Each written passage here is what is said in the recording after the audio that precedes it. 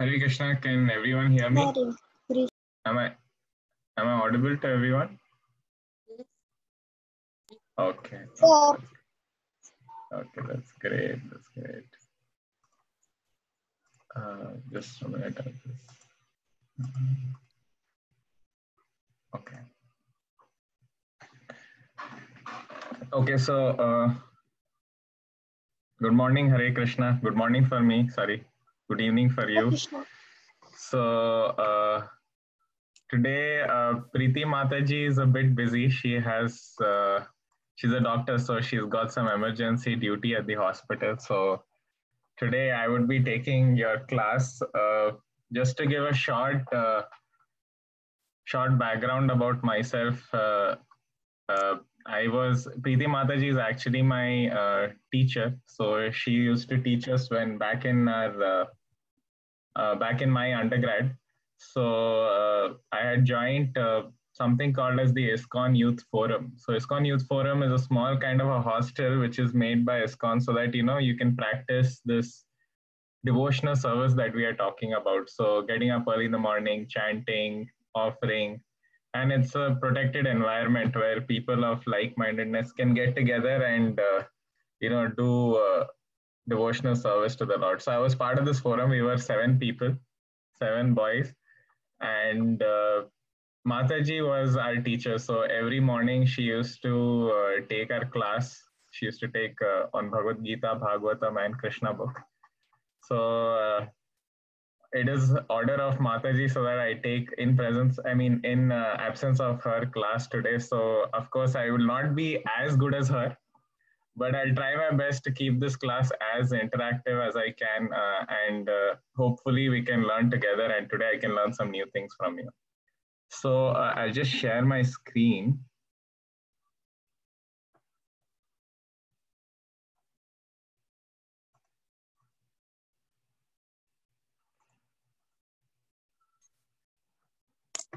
Oh.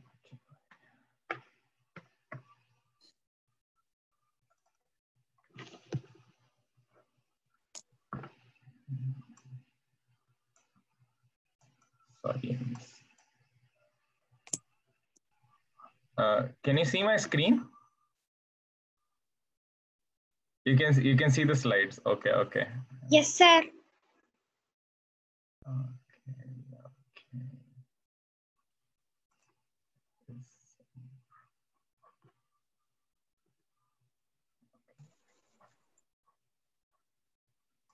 There's some small short problem on my screen.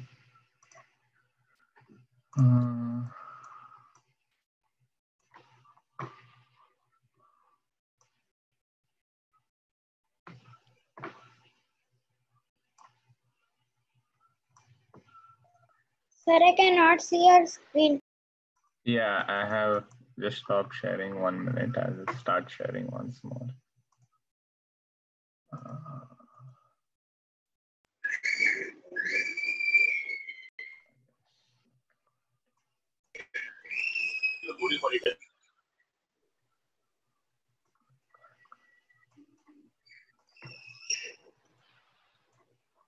Hare Krishna, is this Prem Kishori Mataji's class?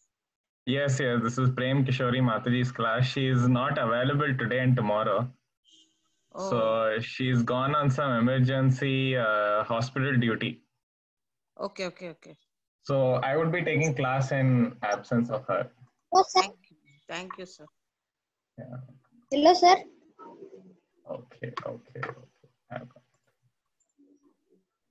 Hello, sorry, sir. Just a minute. Hello, sir.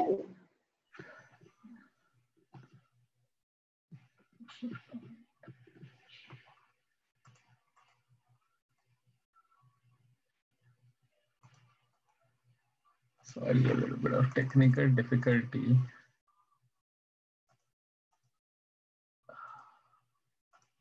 Yeah, is the screen visible now? Yes. Yes, okay.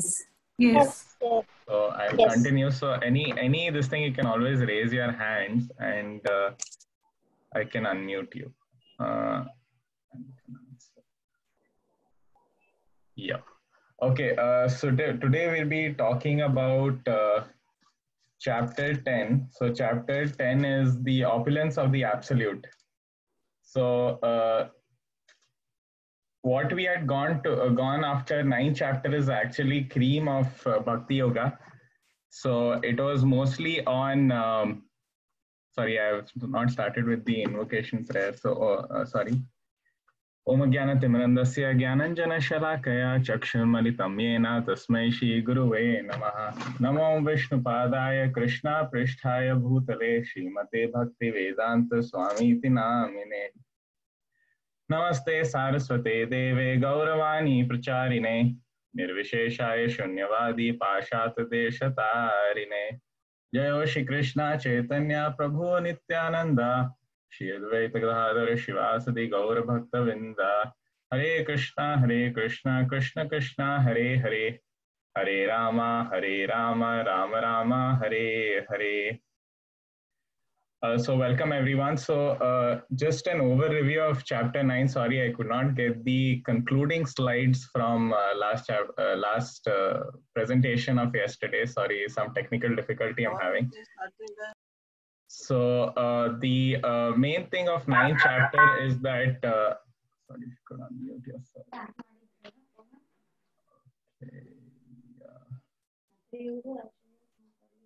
Okay, so if you could unmute yourself, that would be great. Yeah, so in 9 chapter is called the cream of the chapters. Why it's called the cream of the chapters? Because it talks about devotional service. So we went through a process of Krishna describing what is the body, what is the difference between the body and the soul. And after that, Krishna went on to talk about Karma Yoga, Jnana Yoga, then Ashtanga Yoga. And finally, he came in 9th chapter where he explains about devotional service, which is the motive, which is the result that we need to achieve.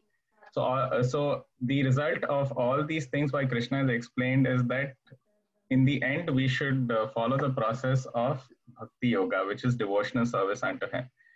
So 9th chapter is also called the King of Knowledge. Why King of Knowledge? Because Krishna says that in this chapter I talk about devotional service, that is devotion unto him. And then we talk about the inconceivable qualities and the inconceivable creation of the Lord. So he says that, I'm the source of all creation. So he talks about that he is the center of all emanations or expansions or creations of both the spiritual and material world. Then we understood that who are the types of people who neglect Krishna. So, Mam Dishkrito Mudha. So, fools deride me. So, he explains what are the different types of people who deride him, and what are the different types of people who accept him.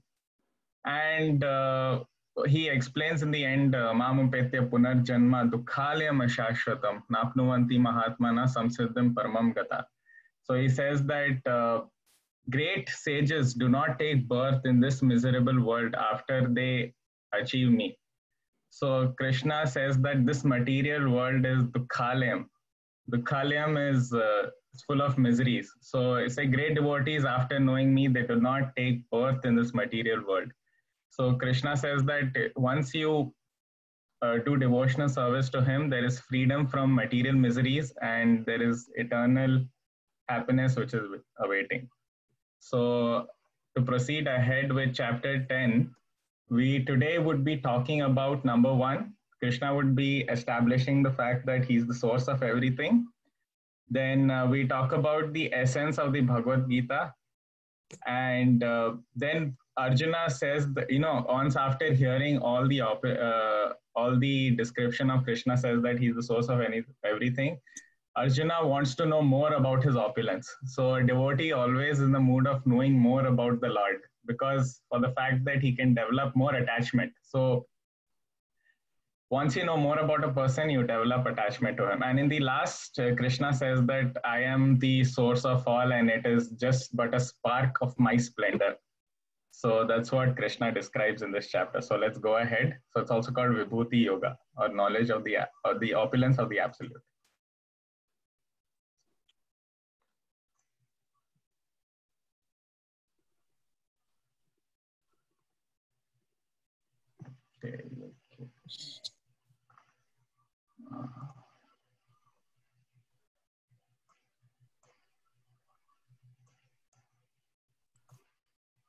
Okay.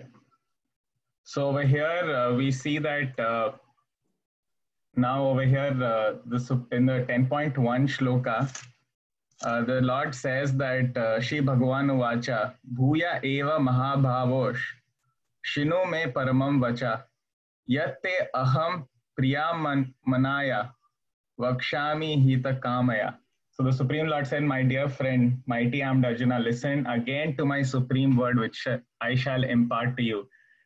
So now Krishna is again continuing from the 9th chapter that he's extending the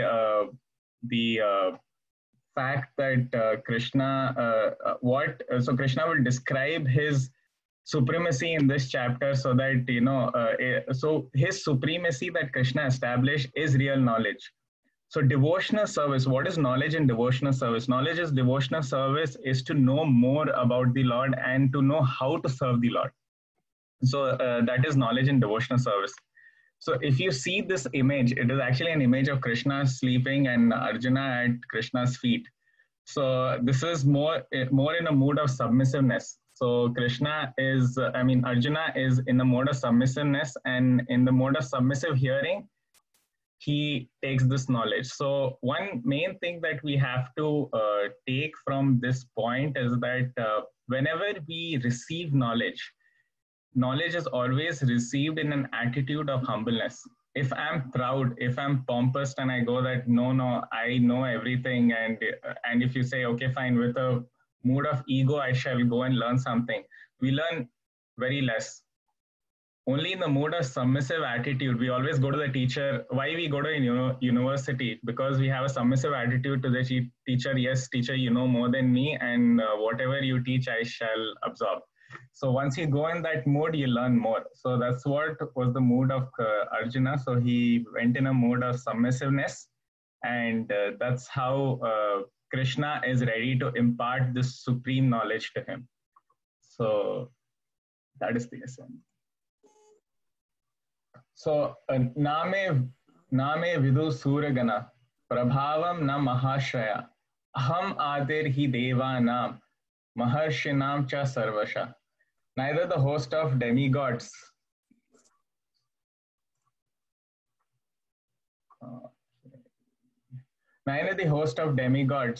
nor the great sages know my origin, for in every aspect I am the source of the demigods and the sages. So here Krishna is trying to tell that it is very difficult for great sages and demigods to understand him. Why is that? Now I shall give you a very good analysis on this. It is very difficult for the created to know the creation. So we are the created. So we are the persons who are created by the Lord. So it is very difficult for us to understand who is the person who created us, because we are the created. So, but that does not mean that we cannot know who Krishna is. Even though this point holds true, it is not true that we can't know who Krishna is. We can know who Krishna is if we listen to the person who created us. So if we listen to this knowledge from the person who knows everything, we get a perfect picture.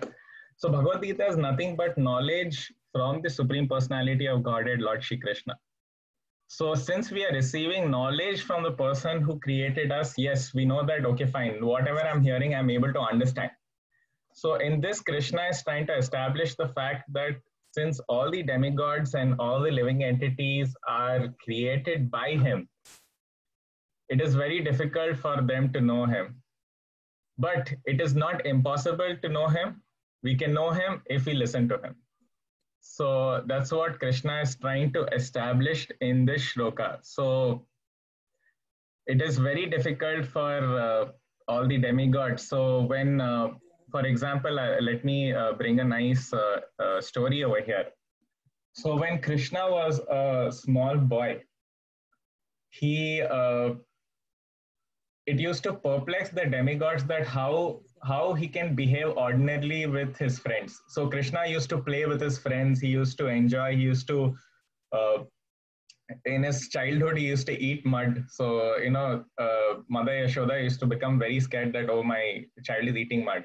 So the demigods used to get perplexed that the Lord whom I worship, whom I have so much of awe and reverence for, how can he just have normal dealings with with people on earth? That is the greatness of Krishna, that he can establish relationship. Or else always with the demigods, it's always a relationship of the king and the servant with the demigods. So over here, the demigods were really perplexed, and one of the demigods who was perplexed was Lord Brahma. So Lord Brahma was extremely perplexed on how Krishna could deal with people so normally. And he said that, okay, fine, let me test. So that was one major mistake of Lord Brahma, that he said that, let me test the Lord. So what he did is that Krishna used to have a lot of his friends who used to play with. So what he did is he took away all his friends, and he took away all his friends. He kidnapped all his friends, and he kept with himself and see what can, let us see what this boy can do. So Krishna, being the supreme personality of Godhead, understood that this has been done by Brahma. So what he did is that he expanded himself into all his friends. So he expanded himself into the forms of Vishnu, and all the Vishnu forms took the form as his friend. And each of the form of the friend had a different and personality as accordance to the friend who was taken. So this happened for 1 year. 1 year, Brahma had captured all his friends, and when he saw down, he was perplexed, seeing that, oh, since I've kidnapped all his friends, I could see that his friends are still there on earth. So this perplexed Brahma a lot, and then he understood, what have I done? He's the supreme personality of Godhead, and he goes down to beg forgiveness. So Lord Brahma himself is so perplexed from the activities of Krishna, what to speak about us. So this is the essence of this shloka. Are you getting what I'm trying to tell? Is it understandable? Yes, sir. Okay, great. Okay, so Excuse me, sir. I'm so sorry yes. to disturb you, but you are going little fast. So can you please make it bit slow? Yes, sure. Sorry. I speak a bit fast, so I'll go slow. Okay, thank you. Okay, so coming to 10.3. Okay. So 10.3 is, he who knows me as the unborn, as the beginless, as the supreme Lord of the worlds, he undeluded among men is freed from all sins. So Krishna talks in the previous chapters, we have heard about this shloka. Janma karma cha me divyam evam yo veti tatvata svakta deham punarjanma netima meti so arjuna. So what the shloka says is that one who understands my birth and my pastimes, janma karma cha me divyam. So his janma and karma are divyam. Evam yoveti tattvata tvakta deham punarjanma netima meti sarjana. So one who understands the transcendental qualities of my birth and my pastime does not take birth in this world again. So if you know the supremacy of the Lord, that the Lord is the source of everything. He is unborn, of course, as you see in this photo, that the awe and reverence that all the demigods have when Krishna was in the womb of Devaki. So if you can see, all the demigods from the denizens of heaven have come down to offer prayers to the Lord. So that is the supreme position of the Lord that he's establishing, that he is the source of everything, and the demigods are but personalities who derive their powers from him. So once we understand this transcendental position of the Lord, we come to know one is freed from all the sins. So why he's freed from all the sins? Because the thing is that once you develop relation, So for example, if I don't know some third person and you come and talk to him about, talk to me about him, that he is so great, he is so nice, he is so, he's so intelligent, he's so strong. I start developing attachment from, in my heart for him. So that's how once we hear from a bona fide source, we develop attachment from the Lord. So more and more we hear, Shavana, more and more we hear about Krishna, we develop attachment from him. And once we develop attachment from him, we are freed from the sin. So we are not influenced by the three modes of material nature as described by Mataji. So we transcend the qualities of these three modes of material nature when we hear about Krishna. And that gives us transcendental happiness from within, because that is the original position of the soul, to understand about Krishna and to serve him. So if you understand pastimes and qualities of Krishna, then we know that he's giving us a statement that yes, you'll be freed from all the sins. So only thing that we need to do is hear.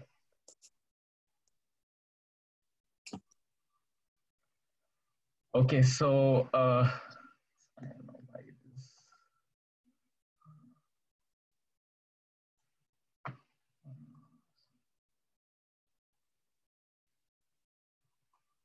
Sir, Yeah. Please. Yes. Any question? Anyone has anything they want to raise hand? They want to ask anything? You can raise your hands. I have. Okay. Yes, Sorish, you had some doubt. You have raised your hand. no, sir, by mistake. Okay, okay, no problem. Okay, no problem, no problem. So here Krishna says that, I'll just try to read the shloka. Maharshaya sapta purve chatvaro manavastatha mat bhava manasa jata yesham loka imam praja. Says that the 7 great sages and before them the 4 other great sages and the Manus, the progenitors of mankind, are born out of my mind. And all creatures in these planets descend from them. So the source, what Krishna is saying is that he's the source of creation. So he's talking about the principal 4 sages. So the principal 4 sages are Sanaka, Sanandana, Sanata, and Sanat Kumaras. They are the four sons of Brahma. So they are the great sages, and from them Manus are there. So Manus are but the creator of mankind. And he says that all of these who are great sages, who are the source, are but just created from my mind. So Krishna is just trying to give some detail in this shloka that yes, all but the creation is from me itself, and all these great people are born from just from my mind. So Krishna is just trying to give some details over here regarding the sages. So if you can see, this is a nice, brilliant photo. So this is Krishna and Balram, and I think so this is Dwarka. Just to show you the position of Krishna, that he can be opulent. So let me just proceed ahead. It's a little bit big chapter. So again, 10.7 is just trying to establish the same thing. So Krishna is trying to reassure that etam vibhutim yogam cha mama yo veti tatvata so avikalpena yogena yujyate natra samshayaha. He who knows in truth this glory and power of mine engages in unalloyed devotional service. Of this there is no doubt. So this I'll just try to relate to us how we can do that. So if we hear submissively from we learned about the Guru Parampara system, that Bhagavad Gita was passed down from Krishna to various various parampara system, and that's how the knowledge descended below.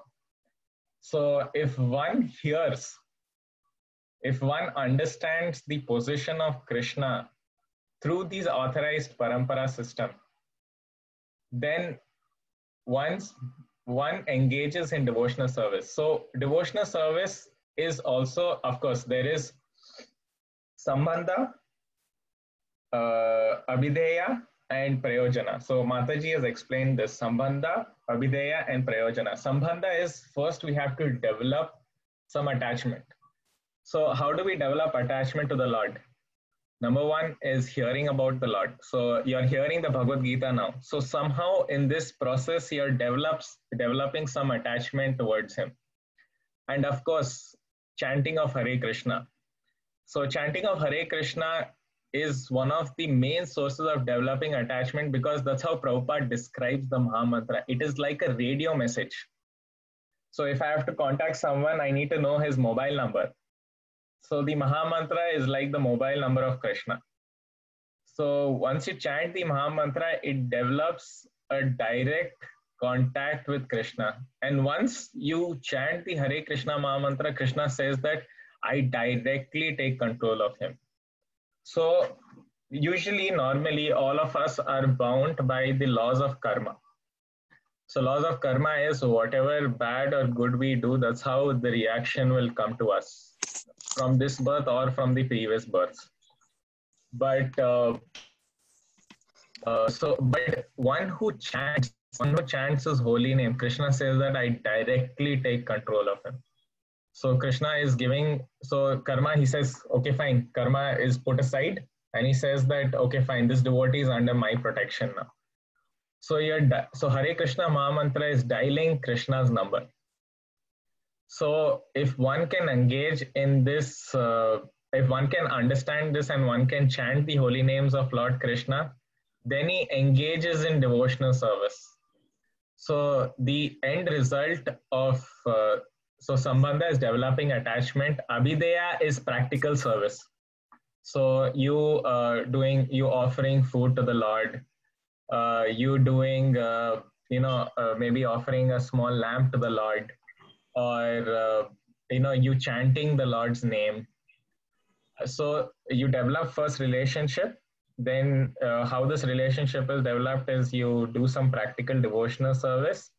And with this combination, Prayojana is the goal. So you attain his unalloyed devotional service. You attain love for him. So Krishna says that if you do these two, then you are sure that you'll get devotional service in your heart for me. So that there is no doubt. So Krishna is assuring that in the shloka. So if you see, okay, this is a very, very important shloka. I'll try to stress on the shloka a bit more. 10.8. Okay. Aham sarvasa prabhavo matta sarvam pravartate iti matva bhajante mam bhudabhava samanvita. So I am the source of all spiritual and material worlds.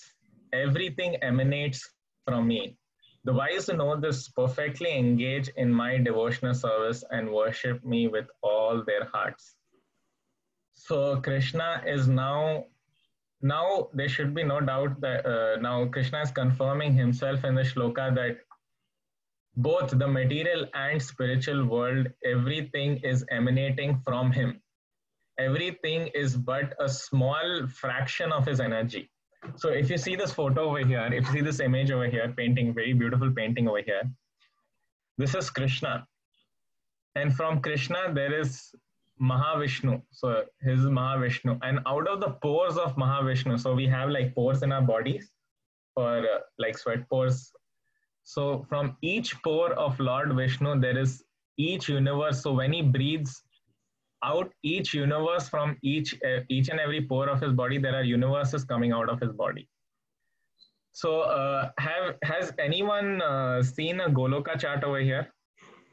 If you can raise your hand and you can at least reply, you've seen Goloka chart.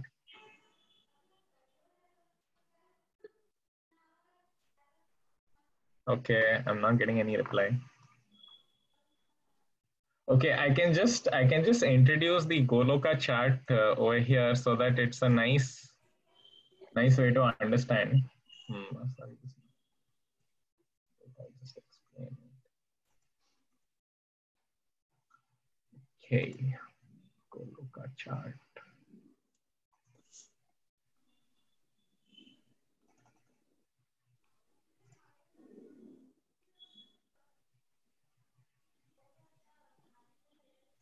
Is this visible to everyone?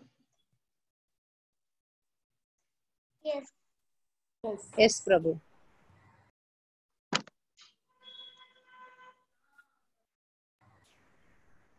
Saying that I'm the source of all spiritual and material world. So I would just like to introduce a small fraction, small just a glimpse of the Goloka chart. I would like to introduce. So this is the Goloka chart.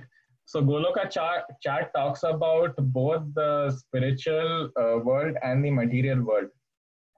So if you see over here, this is the spiritual world.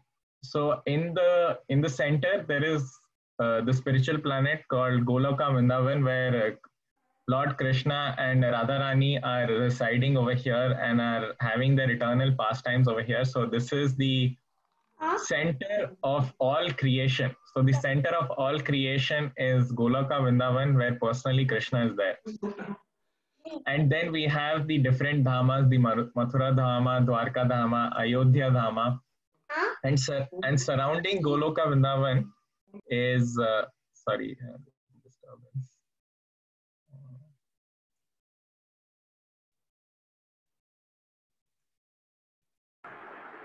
Okay.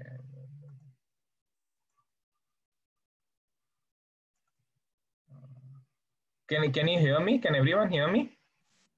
Yes, Prabhu. Intermittently. Yes, Prabhu. Yeah, my Zoom has stopped working. Okay. Rohan, you want to text me your login? I can join through that.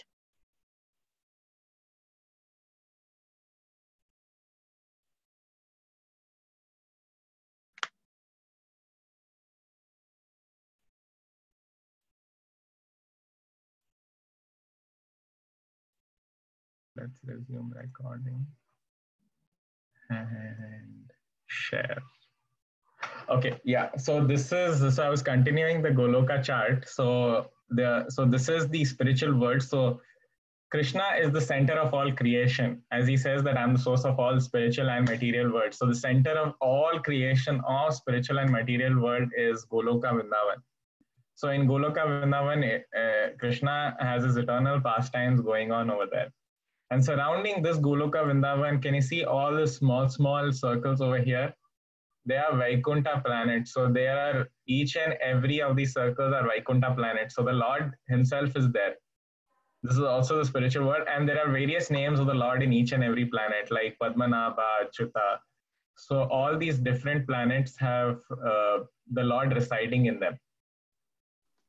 And then we have Lord Shiva's abode, that is Kailasha. So Lord Shiva's abode is somewhere in between the border of spiritual and material world. And then we have in material, then coming down to material world, Krishna comes down as Karnodakshay or Mahavishnu. So he's resting in this causal ocean, and from each and every pores of his body, there are separate universes coming out. So the separate universes coming out from each and every body. And if you see over each and every pore of his body, and if you see, there is one of the universe which is zoomed in over here. And in that universe, again, Krishna expands as Garbhodakshay Vishnu. So it's a little bit complicated, but just bear with me. I just want to give you a short glimpse of it. So Garbhodakshay Vishnu is the one who creates variety in this universe. And within each atom, again, Krishna expands as Kshirodakshay Vishnu, and he enters each and every atom, giving its different properties. So it's a bit complicated. I agree to that, but just bear with me. And we have these 14 planetary systems. So we have our Earth planet over here, and we have seven planetary system above, 6 planetary systems below, and we have all the hellish planets below. And all this universe is resting on the Garbhodaka ocean. So we can see how detailedly it's given, how creation is. So if we see this shloka, Krishna says that I am the creation of both the spiritual world and the material world.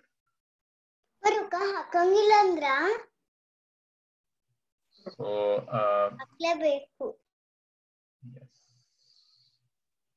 Okay. So this is the essence of the shloka. Then Krishna says in the 9th shloka that Matchita Matgata Prana Bodhayanta Parasparam Katayantascha Mam Nityam Tushyanti Charamantita Cha. So the thoughts of my pure devotees dwell in me, their lives are surrendered to me, and they derive great satisfaction and bliss, enlightening one another and conversing about me. So just to give you an example of this shloka is Srila Prabhupada. So Srila Prabhupada was a pure devotee because initially after the, during his childhood, when he met his spiritual master, Srila Bhaktisiddhanta Saraswati Goswami, he asked only one question to him, one question to his spiritual master. And usually if we meet someone, what do we ask? How can I become best at what I do, or how can I earn more money, or how can I be this, be that? But what Srila Prabhupada asked his spiritual master is, how can I serve you? And the instruction of his spiritual master was that you spread the knowledge of this Bhagavad Gita all around the world, knowledge of Krishna consciousness all around the world. And Srila Prabhupada took it as his life's mission to spread this teaching, this instruction of his spiritual master. He took it as his life's mission. And through 40 years in India, he sat and he tried to spread Krishna consciousness.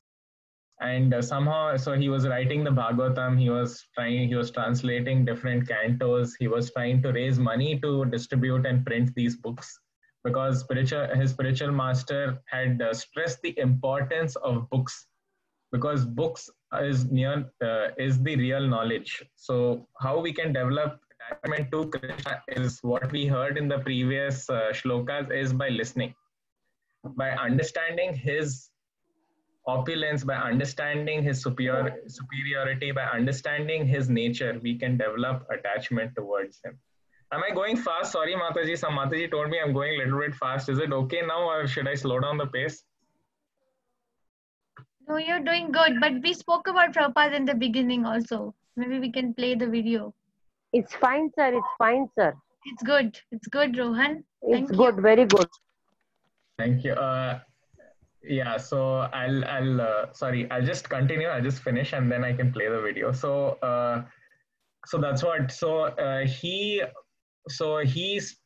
through printing of these books and to translation of these books, Srila Prabhupada has given us the literature where we can understand and where we can converse with each other by understanding this literature. So once we understand and once we discuss about the Lord, we develop we develop attachment towards him.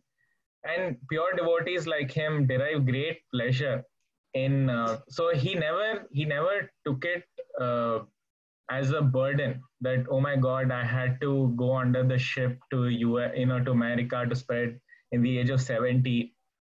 And it's such a difficult work. I'm an old man. I should, now retire and take rest.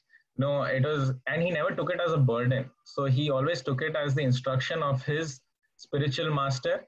And when he arrived in America, he used to hold in San Francisco when he was there. He used to hold kirtans for 4 hours. So only if you have the taste of serving the Lord, you can do kirtan for 4 hours. I know I can't stay for more than 45 minutes. I'm like, Prabhu, prasadam is waiting for me. I need to go. So 4 hours. So Srila Prabhupada used to develop real taste and he used to enjoy doing kirtan. So that's what Krishna is trying to tell over here, that pure devotees, they always derive satisfaction and bliss by doing kirtan about me or conversing about me. So just a short glimpse over here. I think so. This is, if I'm not wrong, this is the Rath Yatra in London or America. Sorry, I don't know where this San place is. Francisco. This is the San first Francisco. Rath Yatra in San Francisco. Okay, so this is first Rath Yatra in San Francisco. So we can see how many devotees are there and Srila Prabhupada is dancing. I just play the video. Okay. Krishna Krishna Hare Hare Hare Rama Rama Rama Hare Hare Hare Krishna Krishna Krishna Hare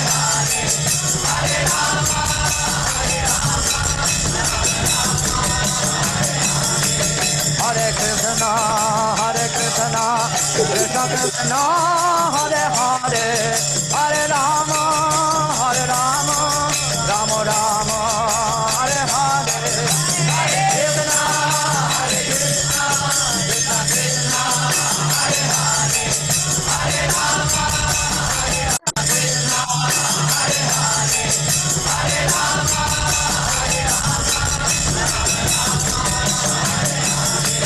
Hare Rama Hare Krishna Krishna Krishna.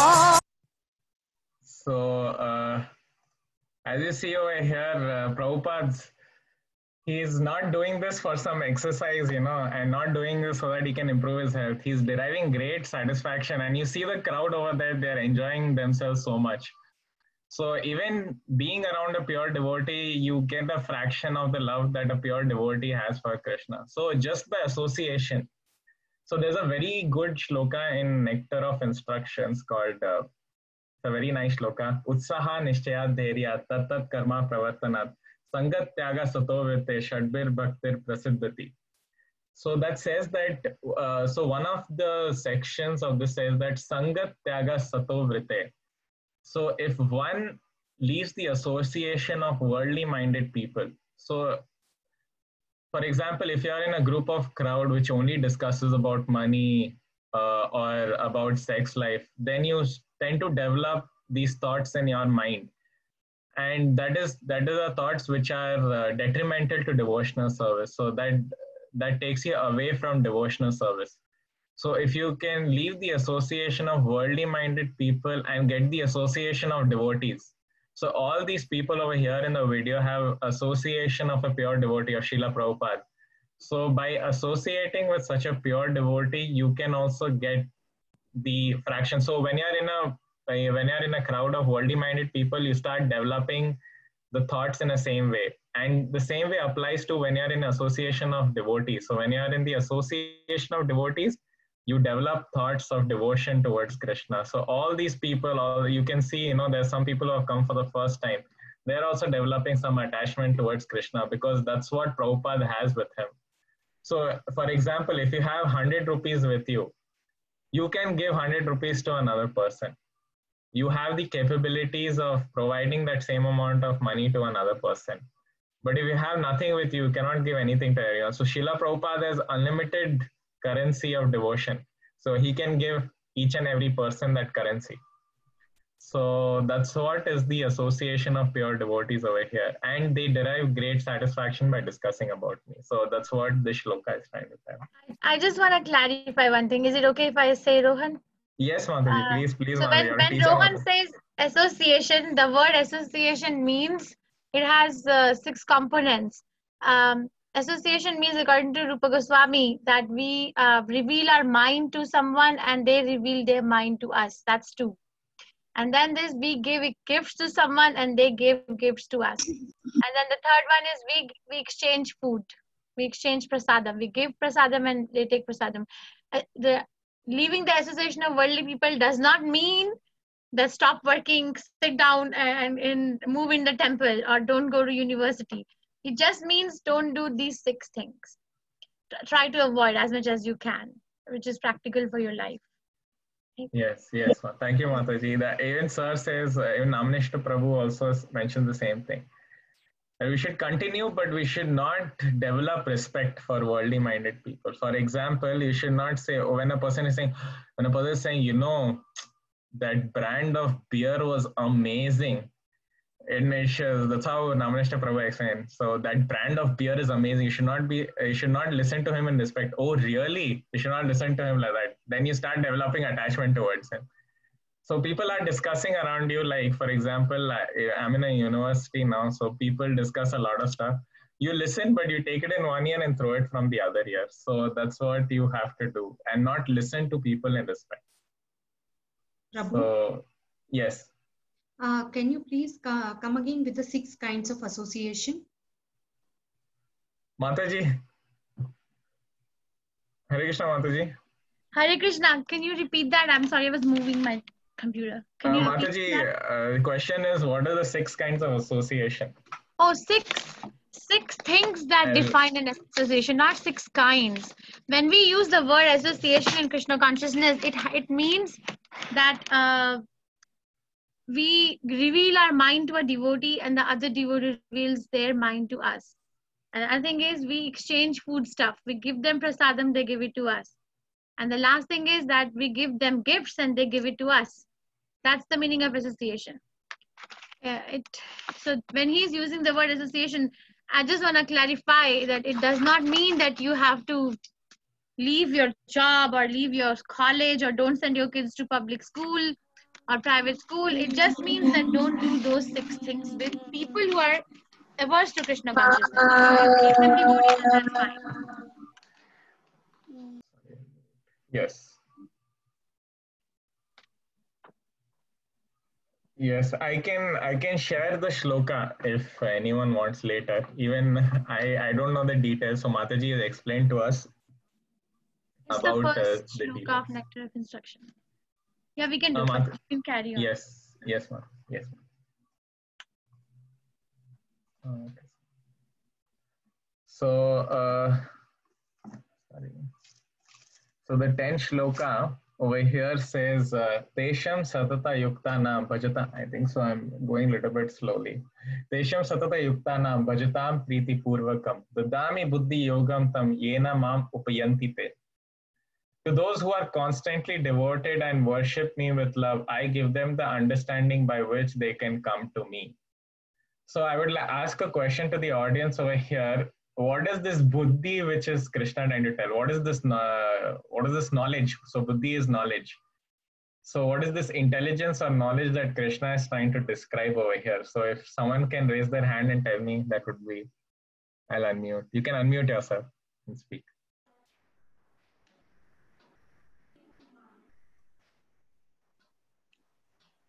Anyone can tell me what is this buddhi that Krishna is talking about? Hare Krishna. Hare Krishna. Hare Krishna, Poonam Mataji. Hare Krishna. Buddhi means he's talking about the knowledge of the Krishna, the knowledge of the supreme, the spiritual that is there sitting. So he's talking about himself. Okay, good. Anyone else? Yes, Mataji, you're close. You're in a subsection of what I want. Some base. I want the base little bit lower than that. Spiritual knowledge. Knowledge Yes, of Mataji. Knowledge of Bhagavad Gita. Padma Bhuta. What is Padma Bhuta? Sorry, if you could elaborate. Yes, Mataji. Knowledge of the path to his abode. Okay, knowledge of paths to his abode. Yes. So okay. Thank you all for your reply. So yes, knowledge to reach Krishna. Yes, but before reaching Krishna, it is buddhi here, which is explained by Prabhupada. Buddhi is how to get out of this material world. Rohan, Risha Prasad Mataji is raising her hand. Is it okay if you give her a chance? Okay. Yes. Hare Krishna. Mataji. Yes, Mataji. Hare Krishna, Mataji. That is, buddhi means knowledge.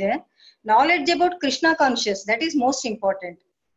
I think that is called buddhi. Yes, Mataji. Yes, Mataji. Thank you, Mataji. So I'm just reading the purport now, and buddhi here is described as first action as Krishna consciousness, and how buddhi means the knowledge of how to come out of this material world. So yes, how to come out of this material world is through understanding Krishna.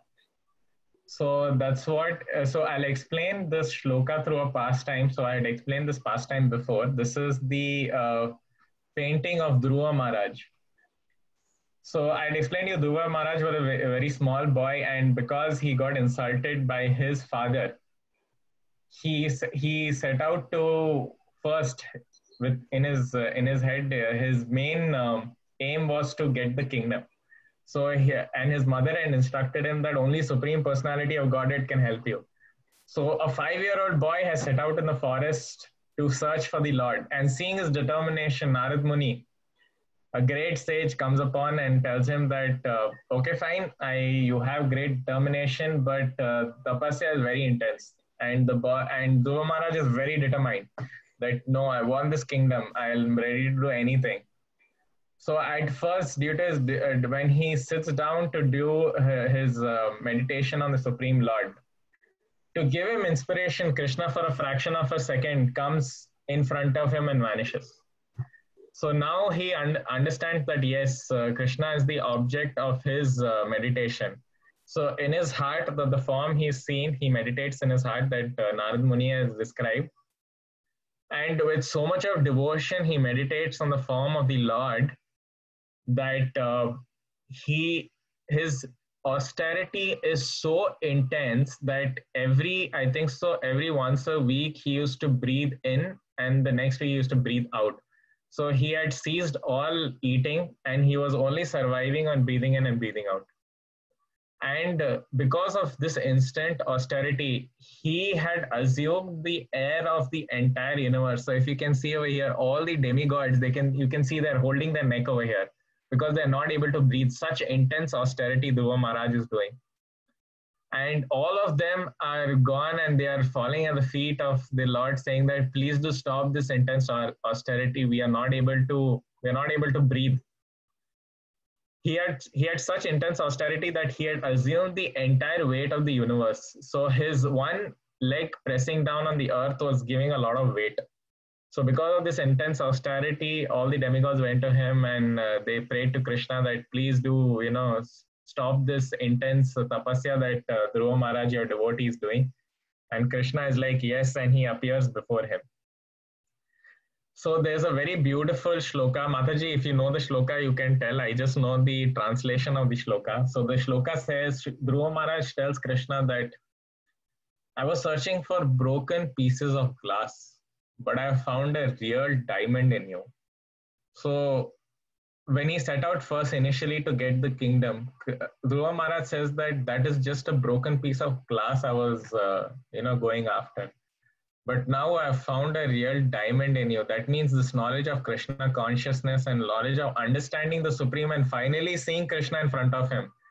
That is what he considers real opulence, real knowledge. And so that's what he's trying to tell, that, that's what the shloka is trying to tell, that once you're constantly devoted and worship me, then Krishna himself gives you the understanding. So here it doesn't mean that we do intense austerity like Dhruva Maharaj over here. That is a different age and different time. So Chaitanya Mahaprabhu, as Mataji has described in previous shlokas, Chaitanya Mahaprabhu has given us a process of chanting the Hare Krishna Mahamantra. So the Lord himself, Chaitanya Mahaprabhu, as a devotee, all he did was chanting the names of the Lord and doing Sankirtana. So only by chanting Hare Krishna Mahamantra, Krishna will give you understanding by which you can, he'll give you the inspiration, the push, the initial shift of inertia to come back to him. So as they say that once you help yourself, once you start chanting Hare Krishna, as I told before, Krishna takes complete control over you. He says that, okay, fine, he tells karma, okay, he tells Maya, wait. This devotee has now taken the process of chanting Hare Krishna or the process of understanding me like all you people. So he'll say, Maya, please wait over there. I will take complete control of this devotee now. So the laws of karma do not act on such a devotee. So anything good or bad that is coming, even though after chanting Hare Krishna, we know that it's something to purify us. The Lord is directly taking control over. So that we should have that set of, feelings towards him. So yes, I'll proceed ahead. Sorry, I'm going a bit slowly. I try to speeden up a bit so that we can take questions also. Already 10:30. Tesham evanukampartham aham ajnanam tama nashyayami atma bhavastho jnana deepena bhashvata. So out of compassion for them, I dwelling in their hearts, destroy with the shining lamp of knowledge the darkness born of ignorance. So as we start chanting the Hare Krishna, so as we start chanting the Maha Mantra, Krishna, who's as Paramatma in our hearts, so he's constantly watching over us. So Paramatma in the heart is described as, so we can say two birds. So one bird is the soul and one bird is the Paramatma. And Paramatma and one of the bird is eating a fruit.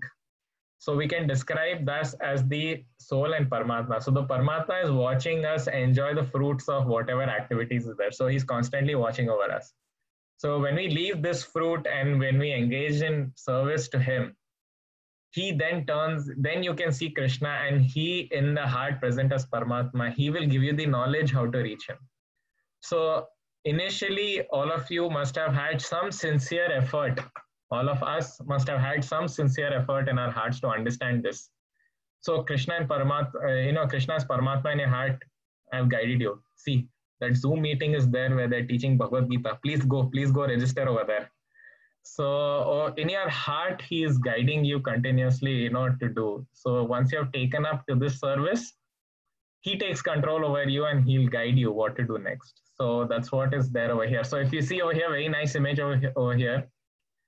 Sukadev Goswami, so this is Sukadev Goswami, son of Vedavyas, instructing Bhagavatam to Parikshit Maharaj. Parikshit Maharaj is the son of Abhimanyu. So he was the emperor at that time. Parikshit Maharaj, coming to know that he has only 7 days to survive, gives up his entire kingdom and without eating. So that much of devotion and that much of commitment they have. Of course, we cannot imitate them. We can just appreciate what they do. So he listened to Bhagavatam from Sukadev Goswami for 7 days. And it was such a great discussion that all great sages have also assembled. Can you see there is Narad Muni, there is Vedavyas himself. Sukadev Goswami, son of Vedavyas, he himself has sat down to hear such a great literature. So the main essence of the shloka is that since Parikshit Maharaj had only 7 days to survive, so Krishna is inspired, go listen to Bhagavatam from Sukadev Goswami, and that's how he surrenders and he understands this. So these are different pastimes. I think so. This is Lord Kapila instructing mother. So this is Lord Kapila, son of Devahuti, instructing about the supreme knowledge. So that's what the shloka is trying to tell.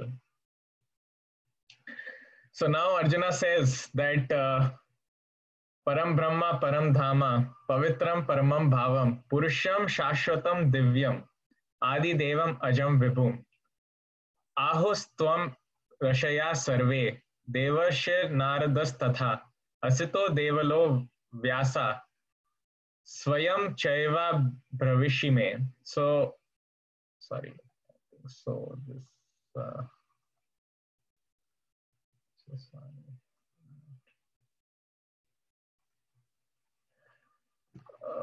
Okay, this is the 12th shloka. So what Arjuna is trying to tell is that you are the supreme Brahman, the ultimate, the supreme abode and purified, the absolute truth, and the eternal divine person. You are the primal God, the transcendental and original, and you are the unborn and all-pervading beauty. All the great sages such as Narada, Asita, Devala, and Vyasa proclaim this of you, and now you yourself are declaring it to me. So now understanding so many chapters, now Arjuna has come to the conclusion, yes, Param Brahma, Param Dhama, that you are the ultimate. So he's come to this conclusion. So real knowledge will get you to this conclusion, yes, Krishna is supreme. So after listening, Arjuna has folded his hand and he said, Krishna, Krishna, you are the supreme person, you are everything. And because of this knowledge, you have destroyed the ignorance that was present in me. Of course, there was no ignorance in Arjuna's mind, that is just as a Lord's Leela. But that's what is the conclusion of getting transcendental knowledge, that you come to the conclusion that Krishna is the primeval God. And Arjuna, one more thing, Arjuna says that all the great sages proclaim this of you. So it is not only that Krishna is, it is not only that, Krishna is telling, all of the great sages are saying that, yes, you are the supreme. So we have now sources saying that, yes, Krishna is the supreme, and great sources like Vedavyas and all, and Narad Muni and all, they're saying, yes, you are the supreme. So we have Krishna telling himself that he's the supreme, and great sages proclaiming this of him, that you are the supreme. So we have two things that is pointing us towards this direction. So that's what this is telling. Okay. Sarvam etad hitam manye yan mam vashadi keshava nahi te bhagwan vyaktim vidur deva na danava. Oh Krishna, I totally accept you as all the truth. All you have told me, neither the gods nor demons, oh Lord, know thy personality. So this is just the continuous of the previous shloka, as I told, that it's very difficult for the created to know the creator. So over here, Krishna is establishing the same thing. Indeed, you alone know yourself by your own potencies, O origin of all, Lord of all beings, God of gods, O supreme person, Lord of the universe. So the acceptance of Arjuna of all that Krishna says should be emulated. Then we can understand the essence of Bhagavad Gita. And then only we can understand Krishna as the supreme personality of Godhead. So by understanding the essence of Bhagavad Gita and understanding what Arjuna is telling, we can understand that Krishna is the supreme personality of Godhead. So that is.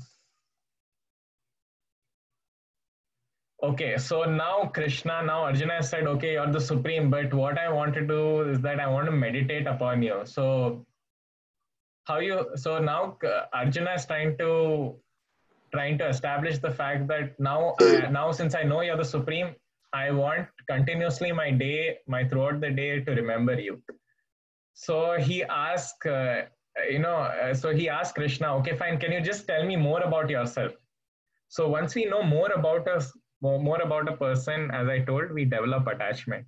So when I say that a person, so for example, I come to you and keep on, so if I come to a second person and talk about my son or talk about something like that, he's great, he can sing so well, he's so good at maths, he is, a brilliant athlete. So that's how you develop attachment. Okay, you picture the son to be great in so many things. So that's what Arjuna is trying to ask Krishna, that please do tell me more about yourself so that I can think of you more.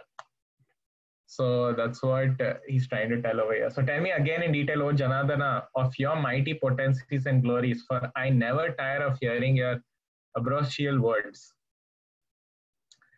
So these are the different, so Krishna will now talk about all this. This image will be now described in the shlokas. First, I just go to it. Sorry, we don't have time.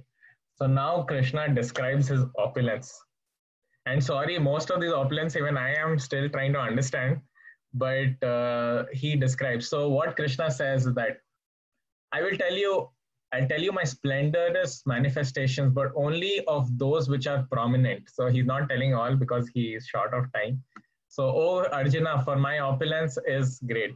And so what he says that among Adityas, I am Vishnu. Among the light, I am sun. Among Marathus, I am Marichi. Among the stars, I am the moon. Among the Vedas, I am Samaveda.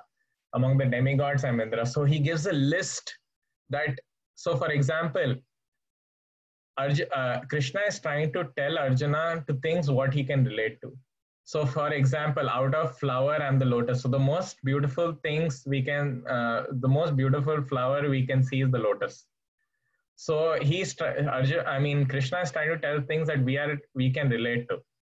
So out of the living beings, life force, out of the Rudras, I'm Lord Shiva, out of the Yakshas, I'm Kuvera. So he gives a list of all these. So all these different personalities or all these different things that Krishna is trying to relate to are the topmost in that field. So amongst the body of water, I'm ocean. So what can be greater than ocean? There can be nothing bigger than the ocean. So he's trying to relate all the normal things to the most greatest. So this is what he's trying to tell. So there is a list, the entire shloka Krishna talks about his opulence. So all this, so why Krishna is talking about so many opulences of his? So that, you know, so for example, Krishna in the previous chapter, we heard, I'm the taste of water. So when we are drinking a sip of water, we can now direct the taste of water to Krishna. So before we were just drinking water to quench our thirst. Now we can drink water to understand, yes, Krishna, you are the ability of the water to quench my thirst. So that's what devotion is. That is practical devotion. So I'll just try to see how much of slides I have left. Okay, I'm almost done. Okay, furthermore, Arjuna, I'm the great generating seed of all existence. There is no being moving or unmoving that can exist without me. So Krishna is again trying to establish that all living things and non-living things that we see, that we experience, are all but Krishna's energy.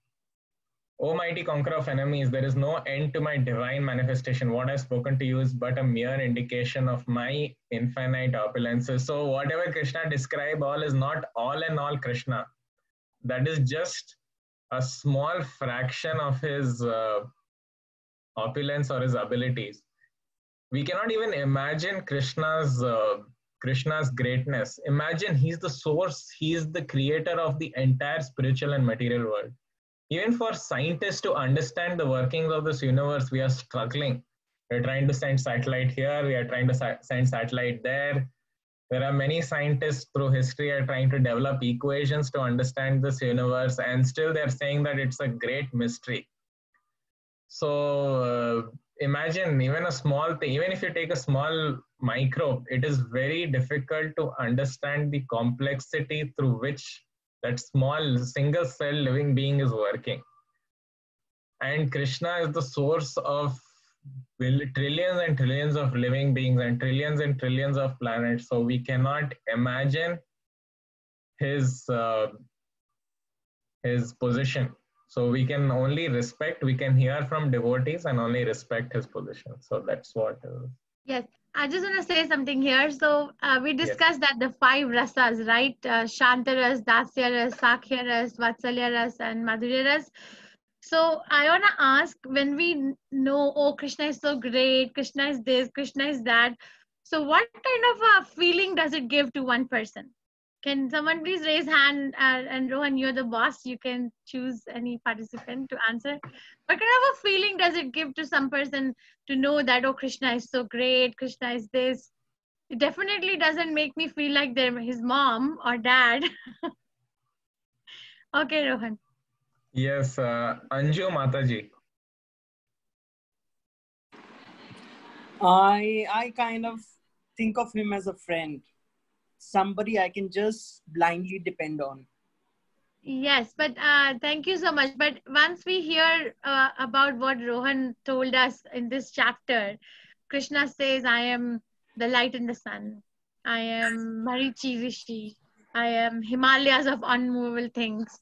I am Vyasadeva of all the sages. I am this, I am that. So what kind of, do you still feel like as a friend? Because to me, friend means equal level.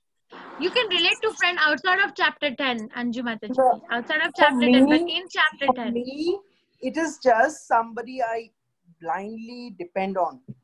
Okay. It's nothing beyond that. I mean, heart and soul is... Yes.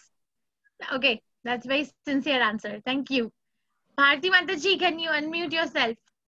Thank you, Anju Mataji. I'm in awe of the Supreme Lord. Yes. So it gives a feeling of like awe and reverence, right? Oh my God, like, oh, Krishna, oh my God, so rich, so like splendorous. So I think Anju Mataji, like she relates to Krishna as a friend. But in this chapter, Arjuna also said in 12th and 13th shloka Param Brahma, Param Dhamma, Pavitram, Param Bhavana. And if you look at like Krishna, like Arjuna is like kind of surrendering. Before all that, Krishna and Arjuna are friends, right? They were friends. But then in second chapter, he surrenders. And in 12th and 13th shloka on 10th chapter, he starts praying. Oh my God, you're so great. You're so great. Basically, this chapter is for getting our minds attracted to Krishna, because our mind has a tendency to get attracted to something which is great, which our mind cannot process. So that's why this chapter is spoken, so our mind can get an attractive component. Okay, sorry, Rohan, continue. Thank you, Mataji. Thank you so much. Yes, like for example, there is the richest man in this world is Jeff Bezos. So we get attracted seeing, okay, he bought 4 mansions today, he bought 5 supercars today, and so we develop attachment seeing his opulence. We see, okay, fine, we relate to Mukesh Ambani. He built $1 billion house and he has 2,000 vehicles. So seeing his opulence, you get attracted. So Krishna is developing his opulence over here, that I'm the source of everything. What this antilla, what this 2,000 cars is nothing. So he's trying to develop that opulence of his so that we can develop some attachment and we can think of him. So that's what he just wants to establish over here. Yes, so I'll just proceed. I think so we are done. Yadad vibhutimat sattvam shrimat urjitam eva va tat tad eva va gachatvam mama teja amsa sambhavam. Know that all beautiful, glorious, and mighty creations spring from but a spark of my splendor. So all this beautiful creation, it's not that Krishna has to really put effort. For example, and back in my undergrad, we had this final year project of making a vehicle. I literally, for one entire year, I left my studies and put my entire thoughts on making that vehicle for my final year project. So I put my heart and I put a lot of effort, morning to night, going in, trying to weld some metal, trying to bend, trying to understand. So a lot of effort I put into it. But so many things we now saw about Krishna. Krishna does not need to put in that effort to do all this. So he's saying over here, this is but a spark of my splendor. You can see a big, so for example, I'll tell you, if you see a big bonfire, and when you see a fire, you see small like sparks coming out of it. So when wood burns, you see one small chip of wood flying here and there. So that small chip of wood which is flying out of the fire, that Krishna is telling, that is that spark. Whatever you see, that is that spark over there that you can relate to. So this Krishna never needs to put effort. He can just look at the creation and this creation is manifested. So that is his position. He never has to put effort. So that's what Krishna is trying to establish over here. That whatever I told, whatever glorious creation you see is but a spark of my splendor. So how can we relate to it? For example, when we see, maybe we are walking on the road, we are doing our morning walking, and we see a beautiful rose flower. So you can always think, oh, this rose flower is so detailed it is. Wow, Krishna is such a detailed engineer that he's made such a beautiful flower. And beyond that, yes, one level is appreciation. Second is, why don't I take that flower and offer it to Krishna? Since it's his own creation, if I take it and offer it to him, he'll be happy. So we can understand this by small this thing. We don't need to understand, oh, this universe. We can only small, day to day, this thing. If you see a rainbow, it is so beautiful when you see a rainbow after the rain. We can relate that to Krishna. So that's how it is. So I think so. I'm in the last one. Athava bahune tena kim gyantena tvarjuna vishtha bhayaham idam krishnam ekam shena stito jagat. Sorry, there are some Sanskrit shlokas which are difficult to pronounce. Sorry, please do forgive me if I'm doing it wrong. But what need is there, Arjuna, for all this detailed knowledge? With a single fragment of myself, I pervade and support this entire universe. So you can see over here in this image that Paramatma is everywhere and he's supporting all living creatures. And all non-living creatures also, because both are energy of his. So what is the use, what is the main purpose of this detailed knowledge is to just come to the conclusion that it is just his fragment that is supporting this entire universe. So that we should establish in the brain that whatever Krishna is doing and whatever we see is but a spark of his splendor. So we develop attachment towards him. So we've come to the conclusion of chapter 10. So we have now, first we have gone through that Krishna is the unknowable and the source of all. So that creator and created. Pure bhakti is the essence of Bhagavad Gita. So main Bhagavad Gita, we have discussed in the 9th chapter that essence of Bhagavad Gita is what? Krishna is supreme, that Krishna is dwelling in the pure devotee's heart, and how do we submit ourselves towards Krishna is Manmuna Bhavamad Bhakto Majaji Mam Namaskuru. So offer your respects unto the Supreme Lord and offer your obeisance unto him. And then after that, after hearing all this, Arjuna accepts Krishna as the supreme position. So he hears all this and he submits himself, oh Krishna, you're the supreme person, you're all this, and great sages know you. So we understood that. And then Lord Krishna describes his vibhuti. So he describes all his appearances. And then in the end, he concludes that all this, what you heard, is just but a spark of my splendor. So that concludes the 10th chapter. So if anyone has any questions, please do ask. You can raise your hand and... No, I think you should ask them questions first. Let's do the polling game. Oh, yes. Sorry, I forgot about polling. I'm so sorry. I can start the polls now. Okay, just a minute. I'll just...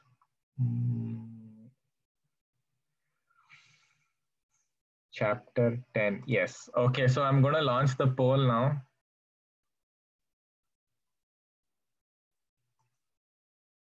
Okay, so sorry, the question is incomplete. Sorry, I could not copy. So the question is, Krishna is the source of what? Krishna is the source of what? Is he the source of only the demigods, the Saptarishis, 4 Kumaras, Manus, or all of them? So Krishna is the source of what? Of whom? Okay, I can give 10 more seconds.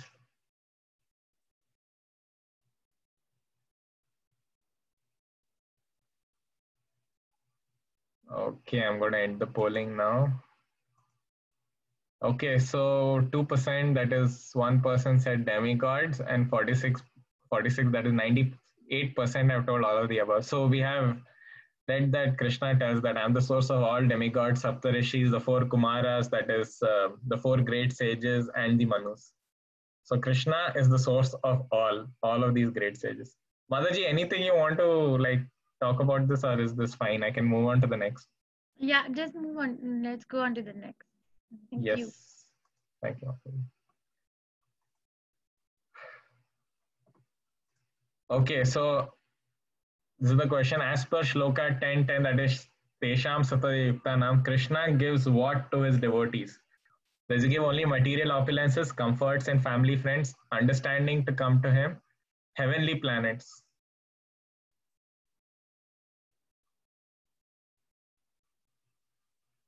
Okay, 8 more seconds.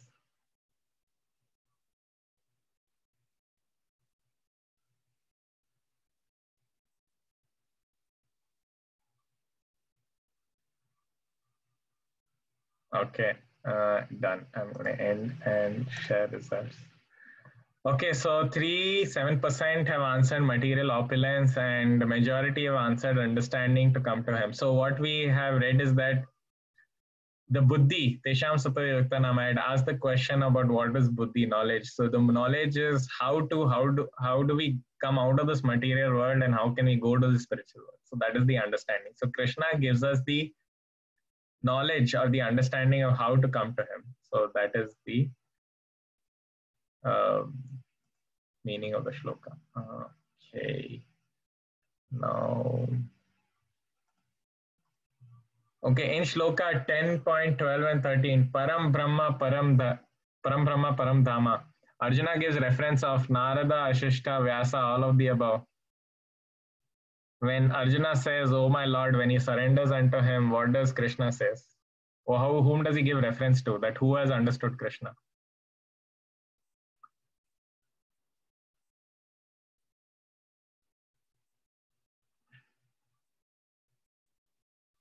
Rohan, can you please bring the slide on the background, the 12, 13? Okay, yes, ma'am. Thank you.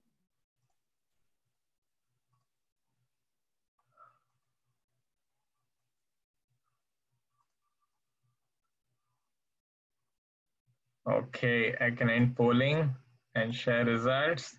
And yes, majority have answered all of the above. So Arjuna gives reference that all these sages have confirmed of our opulence and all pervading knowledge. So all of the above, Narada, Ashishta, Vyasa, all great sages have confirmed this.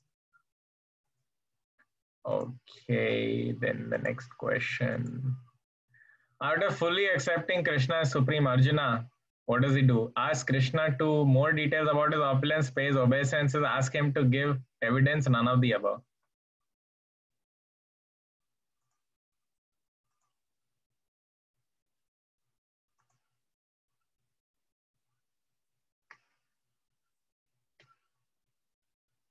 Okay, 6 more seconds.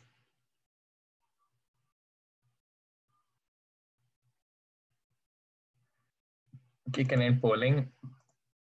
So yes, so the majority have given the answer, that is 70% of the audience. I said Krishna to more details of his opulence. Yes, so now Arjuna asks, now I've understood you're the Supreme. Can you tell me more about yourself so that I can think of you? So that's how Krishna describes all these opulences that you see over here.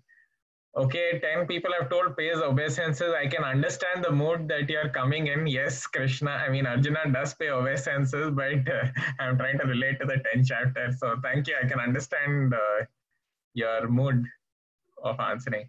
Ask him to give evidence. No, actually, Arjuna, being devotee of Krishna, already knows the supreme position of Krishna.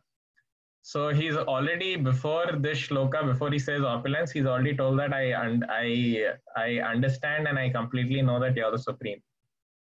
And none of the above, no, that is not there. So Krishna, so Arjuna asked Krishna to describe his opulence. So we'll go on to the next poll.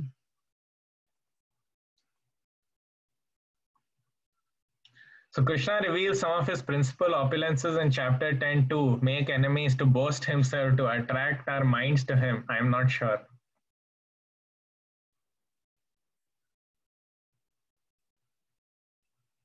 Maybe 15 more seconds.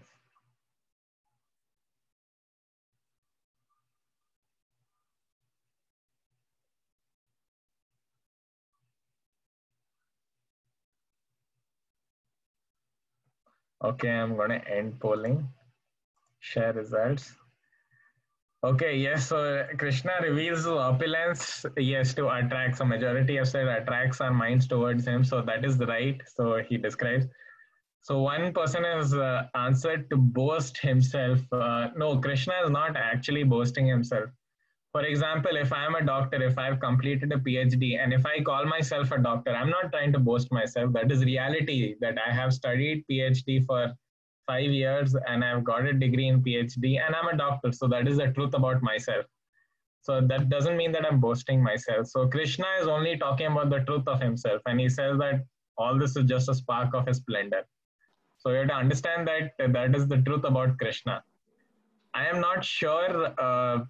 So why the opulence, why he released these opulences, so that we can understand more. That is also the mood of Arjuna.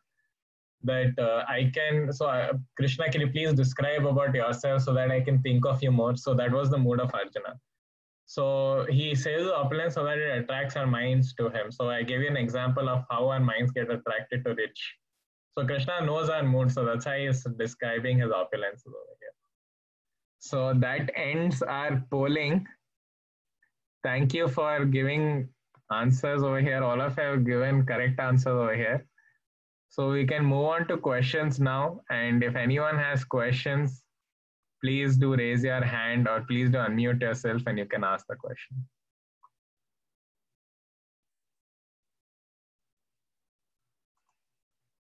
Okay, Shamnath.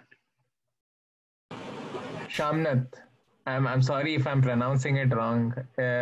You can Hare ask Krishna, your question. Rohan. Yes, my name is Krishna, Shamath. Yes, Shamath. Sorry. Yeah, you can. Yes. Yeah. Any question?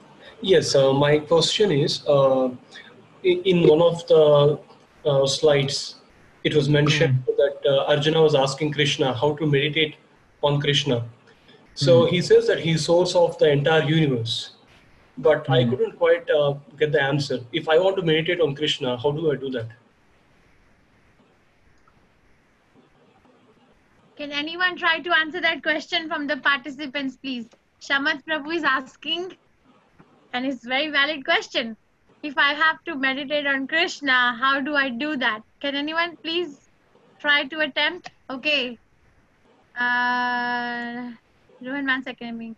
Sakshi Mataji, please unmute yourself. You can be the teacher. Sakshi Mataji. Am I audible? I mean, can Yes. Yes, Mataji. Yes, yeah, Hare clear. Krishna. Hare Krishna. Hare Krishna. Rohan, you did a fabulous job. Thank you so Yes, much. Rohan.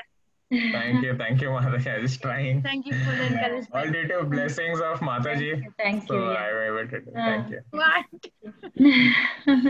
Okay. We all seek blessings from Prema Kishwari Mataji. Yeah. I need yours, but can you answer Shamath Prabhu's question? He wants to meditate on Okay, Krishna. How should he do so it? what I think is we as a very depleted souls on this earth, whatever we are doing, endeavors, whatever we are in our activities, we cannot leave all our activities, but we can try and see Krishna in all our activities. Like even if we are, we can meditate on him, saying that we are offering you Krishna, please accept this. Whenever we go to work, we say, okay, we work for you Krishna, just help us doing better in serving whatever ways we can. Even if we are running, we are jogging, we can say we are running for you Krishna. So this is how we can offer all our activities, all our doings to him, and we can meditate on him. This is the only way we can. Thank you. Thank you. Purnima Mataji. You want to try? There's a background noise behind you, Purnima Mataji. Yeah, I'm sorry. I feel like it's always sacrifice towards God, that is Lord Krishna. And that's how we can reach into all the things without any sincerely accepting and doing everything to Lord Krishna. Okay. Thank you. So Thank offering you, your Mata. activities to Krishna. Is that what you're saying? Yes. Yes. Okay, Yes. that's one way. Okay, thank you. Bharati Mataji, unmute yourself, please. By Krishna Mahamantra Japa and service to God. Yes. Perfect answer. Perfect question. Thank you. Sakshi Mataji. No, we did Sakshi Mataji, right? Nirmala Mataji, you want to answer? Yes, ma'am. Hare Krishna. Hare Krishna. Chanting Hare Krishna Mahamantra is the only way, ma'am. Yes. Thank you. Thank Rohan, you, Rohan. Thank you, Mataji. Rohan, you want to answer Shamath Prabhu or should I answer? Mataji, please, Mataji. So no, I mean this. Everybody, whoever said Shamath Prabhu is a right answer. 12th chapter, Bhagavad Gita, will tell us different ways. Krishna is so welcoming. Have you seen Jagannath, like how he stands with his hands out like this? Why? Because he wants to hug us. Like, come on, guys, like that. So Krishna is going to tell that if first of all, think of me. If you can't think of me, then work for me. If you can't work for me, then offer the result of your activities to me. Like all these, like he's gonna build a hill for us. If you can't do this, then do this. If you can't do this, then do this, do this, do this. So that is one way of looking at it. But the easiest way for our age is to chant Hare Krishna Mahamantra. So you chant Hare Krishna Mahamantra and then you hear. chant and hear. Do you know Hare Krishna Mahamantra, Shamant Prabhu? Hare Krishna? Yes. Yes, Mataji.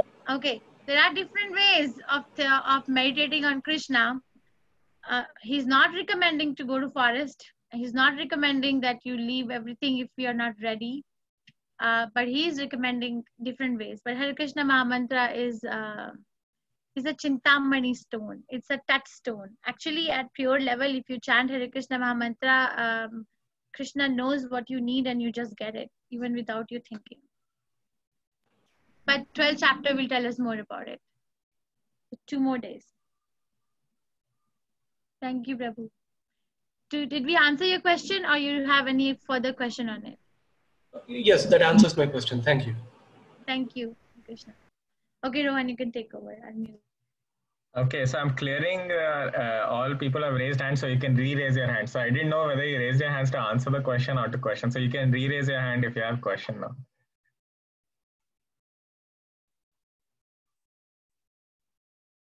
So anyone? Hare Krishna Prabhu, I'm Malini. Hare Krishna Mataji, Hare Krishna Malini Mataji. Yes, Mataji. I wanted to know the significance of the Goluka chart. Okay, okay. Apart from that, another question, Hare Krishna Mataji. Hare Krishna.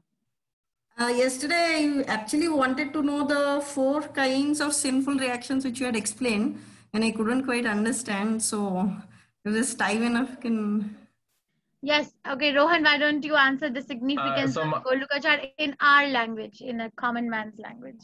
Yes, Mataji. So only thing that Goloka chart says, just to give a brief, this thing that Krishna says that in this creation, so Krishna tells in the shloka that the spiritual and material world is all emanating as all my creation. So Goloka chart just gives an overview of the entire creation. So in one chart, I can see where is spiritual world and how is the material world and how is everything placed. So when you have all these details in front of you, so as an executive, when you're in a company, when you have a lot of details, what do? You develop a kind of a flow chart, you develop a diagram so that it's easy for people to understand. So the Goloka chart is nothing but talking about spiritual world and material world. So 2/3 of the creation is the spiritual creation and 1/3 is the material. Am I right, Mataji? I think so. Yes. Yes. So 2/3 of the creation is spiritual and 1/3 is the material.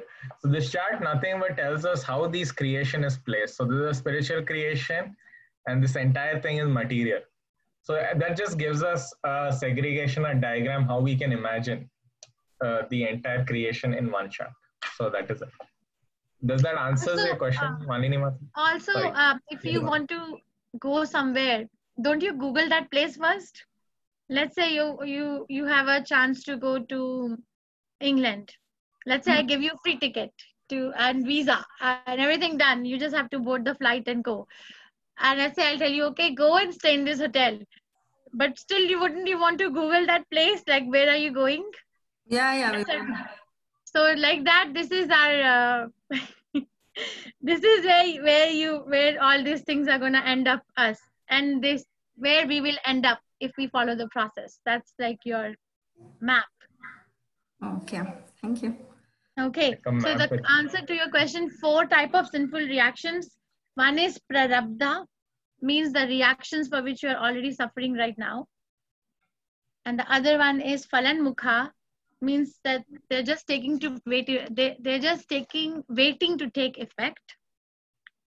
And the next one is kuta, means the sinful reactions may still be further dormant. Bija means seed-like. You haven't fructified at all yet. But Hare Krishna Mahamantra releases us from all 4 types, not just the one that is causing us suffering right now. Future also gets eliminated. Thanks, Mataji. Thank you. Hare Krishna. Mataji, even I learned something. Thank you for that question. Even this is first time I'm hearing Mataji. Thank you. Okay. Hare Krishna. Okay, Rohan, you're the boss. We can ask if anyone has any other questions, they can raise hand. Yes, if anyone has any other, I think so. We are now 11 o'clock. So I'm so sorry we overshot. Okay, so Rohan has a question. So yes, Rohan, you can unmute yourself and speak. Hare Krishna, Rohan Prabhu. Hare Krishna, Prabhu. Hare Krishna. Hare Krishna, Mataji. Hare Krishna, Prabhu. Rohan Prabhu, you said in Goluka, Goluka Vrindavan chart Yes, Prabhu. that Krishna becomes Mahavishnu. So I wanted to know, is Vishnu different from Mahavishnu or it's the same? He's the same. Okay, so Prabhu, Mataji, you can. I took his class yesterday, separate. Separate. I think Dr. Anita Sabat, is she here? I want to wish her happy Jagannath Rath Yatra. I don't know. If you're here, Dr. Sabat, please raise your hand. So she was there too. Yes, Mataji is raising there her she hand. is. Happy Jagannath Rath Yatra. Supreme Court said yes without any attendees. Yes. So, so to answer your question, Dr. Mataji, I want to say something. Lord Jagannath directed Supreme Court to make this possible. Because Yes, everything Mataji, very happens. good mood. Yes, Mataji, that is right. Yes, Mataji, thank you. I think we're going to have you sing Jagannath Ashtakam after this, okay, Dr. Sabat? Jagannath Swami Nayan Vatagami. So, to honor him. Okay, Rohan Prabhu, what Yes, is Mataji. explained in first canto Srimad Bhagavatam in the chapter of creation of the material planet, material world, or something like that, the chapter is named. There is from Krishna, the first expansion is Balram. And from Balram, there are other like Pradyumna, Aniruddha, Sankarshana. And then comes Vishnu. The first Vishnu that comes is Garbhadaksha Vishnu, from whose navel the plant comes, the lotus flower comes, and Brahma sits on the top of that. And then from Garbhadaksha Vishnu comes Karanadaksha Vishnu. Karanadaksha Vishnu, his breathing makes the material planets possible. Now, after making all these planets possible, Karanadaksha Vishnu enters into each planet and each heart of each and every living entity in the form of Kshirodaksha Vishnu. So there are three. Vishnu has a lot of work to do. You know, Prabhupada gives us example. There was this German guy in Prabhupada time who was visiting all these temples in India. He visited a lot of temples. Kali temple, Shiva temple, Vishnu temple, Krishna temple. And after that, he said, I think of all the temples that I have been to, I think Krishna is God. And everybody asked him, why do you think? Because Krishna has nothing to do. He's just playing his flute. He doesn't have any weapon in his hand. He's just like hanging out and having fun. So anyway, it was his Anumanta Brahma, like he was experimenting, but fortunately he was correct that Bhagavatam supports his assessment. Okay. But as we read yesterday, that even though Vishnu comes from Krishna, but they both are equally potent. There is no difference between the potency in the power. But Krishna has 4 things which are specific only to Krishna and no one else has it. The 4 Madhuryas that I told you, Lila Madhurya, Venu Madhurya, Rupa Madhurya, and Prema Madhurya. But that's a very deep study of bhakti.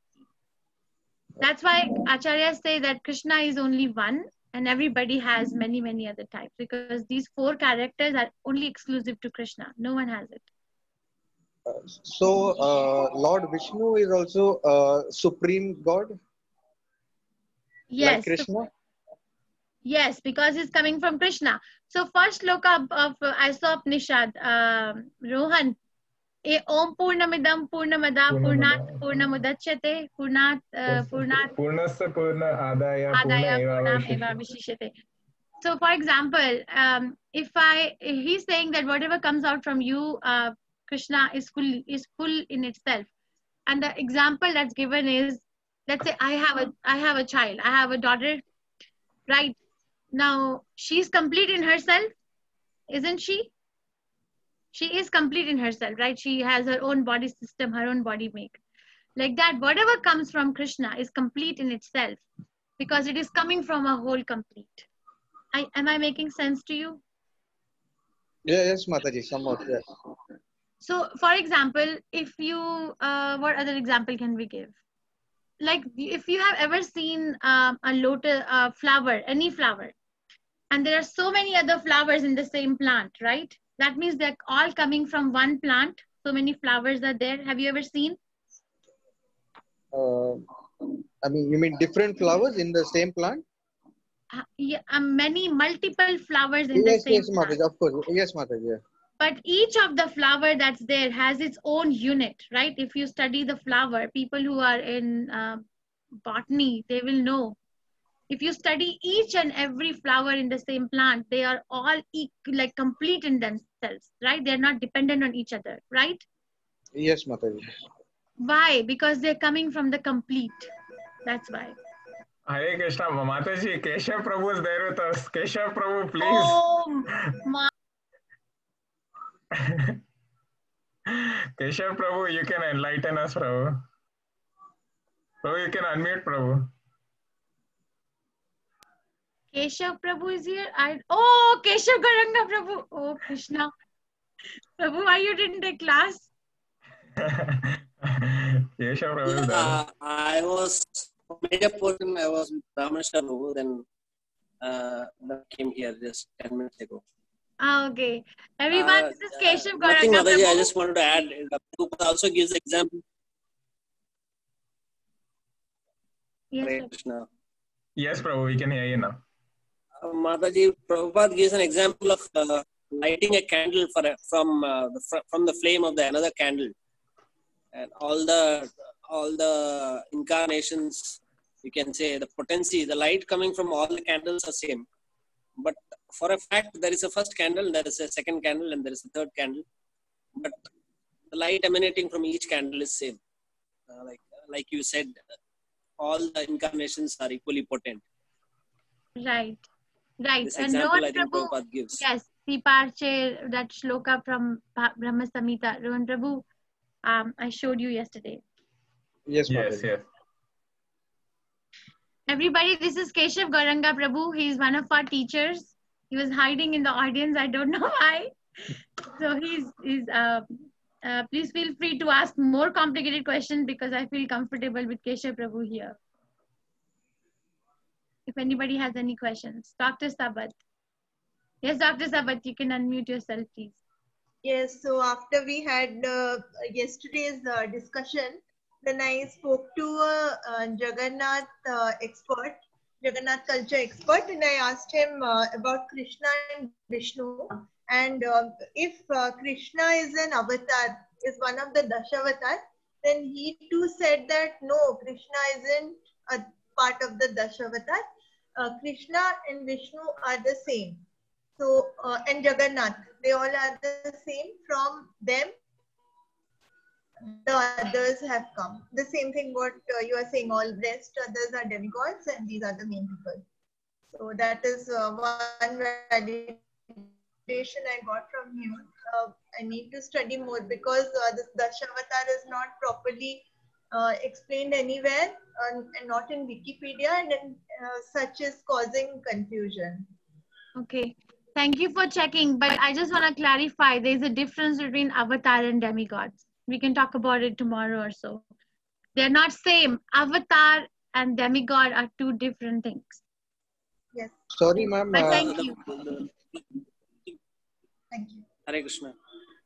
Mataji, I think the tattva is different. All avatars are Vishnu tattvas. Yes. Whereas all others, demigods, it is not like Brahma is a position. Indra is a position. They are demigods, but it is a position also. Next kalpa, there is next Brahma coming. Not next kalpa. After the Brahma is this whole cycle of 100 days. Brahma's days are over. Another Brahma is going to come. Like same with Indra, and same with all the other demigods. It is Vishnu. Vishnu doesn't. With Vishnu, Vishnu Tattvas, this doesn't happen. These are not positions. Position in the sense, I can say, I don't know whether I'm using the right word. Like a post. It's a post. Yeah, post. Yeah.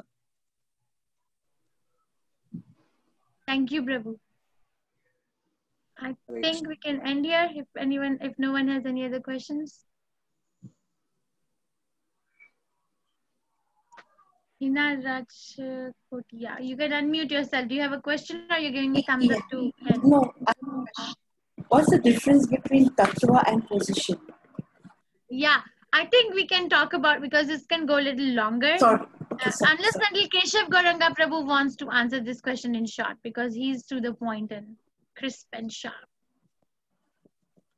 Keshav Prabhu, please. Difference between tattva and post. Tattva is eternal. Tattva is eternal. Like, suppose there is a post of Prime Minister. The post itself is eternal. Just for an example, it's not eternal in the spiritual sense, but as an example, the post of Prime Minister is eternal. Whereas every 5 years, person changes. Did I make myself clear? Yeah, thank you. Yeah.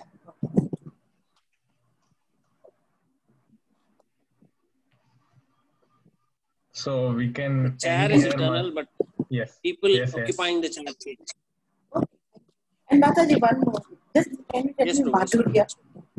Madhurya, Leela Madhurya, Venu, Rupa, and one more Madhurya. Prema.